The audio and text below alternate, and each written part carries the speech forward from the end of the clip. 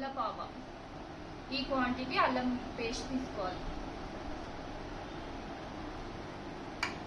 Same quantity ఎల్లిపాయ paste, same quantity మిర్చి powder,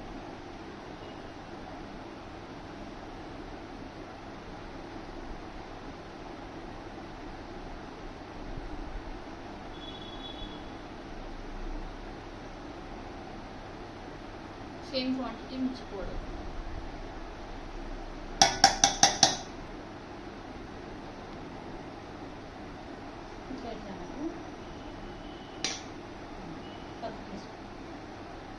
two cups salt, 1:2 అన్నట్టు ఇది 2.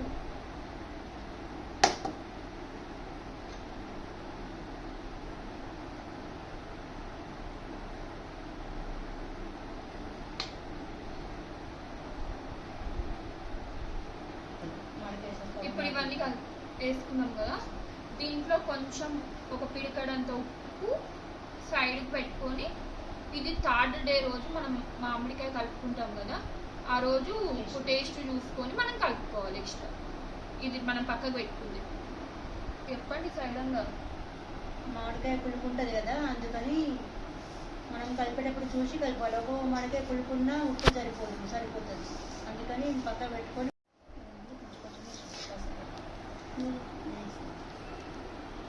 కొంచెం ధనియాల పొడి, కొంచెం జీలకర్ర పొడి, కొంచెం పసుపు, కొంచెం మెంతుల పొడి,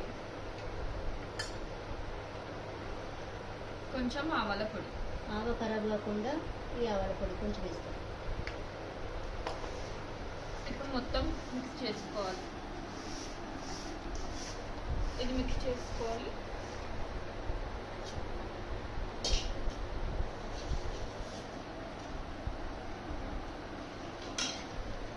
తాలింపు పెట్టుకున్న ఆయిల్ పోసుకోవాలి. మనం ఏ గిన్నె తింటున్నామో ఆ గిన్నె 2 గిన్నెలు పడుతుంది, పడితే ఇంకో గిన్నె కూడా పడుతుంది ఆయిల్. మనము ఏ తల్లంతో కొలుసుకున్నామో దాంతోనే ఈ ఆయిల్ పడుతుందండి. 2 గిన్నెలు పడుతుంది ఆయిల్. మనం కలిపినాక మళ్ళీ చూసి కొంచెం వేసుకున్నా ఏం కాదు. 2 బౌల్స్ ఆయిల్ పడుతుంది.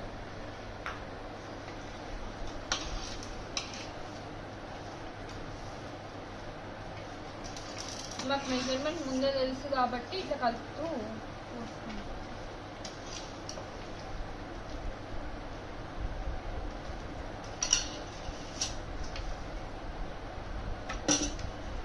చపాతీ పిండి వేసుకోవాలి. చపాతీ పిండి వేసుకుని చెప్పండి. ఈ అల్లపావ కలిపేటప్పుడు చపాతీ పిండి మనం ఎట్లా కలుపుకుంటామో అట్లా చాలా మసాజ్ చేస్తూ కలపాలి. అల్లంకు మిరము నూనె అన్నీ మంచిగా పట్టుకుంటాయి. ఇది మెయిన్ అండి. అల్లపావకి కలపడమే మెయిన్.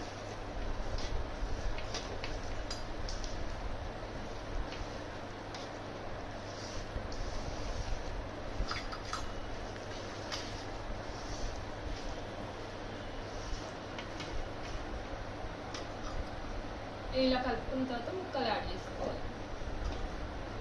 సరిపడండి కుక్కలు ఉప్పు.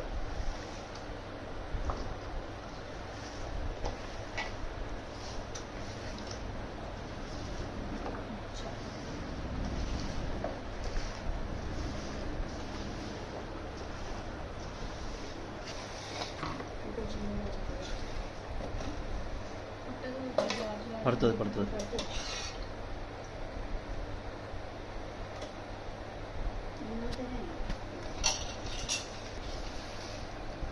దాని మీద అల్లపావాలి.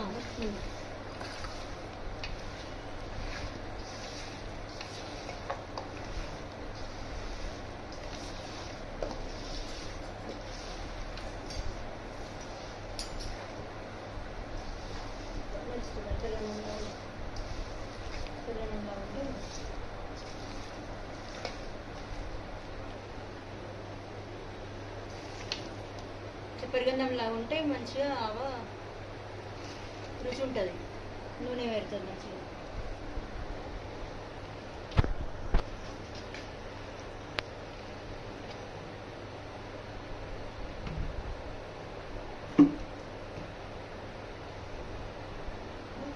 ఇప్పుడు డబ్బాలకు ఎత్తుకోవాలి.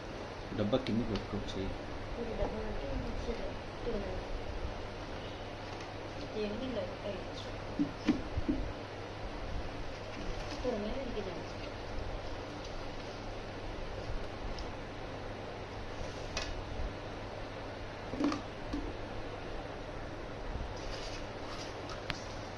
స్టాప్.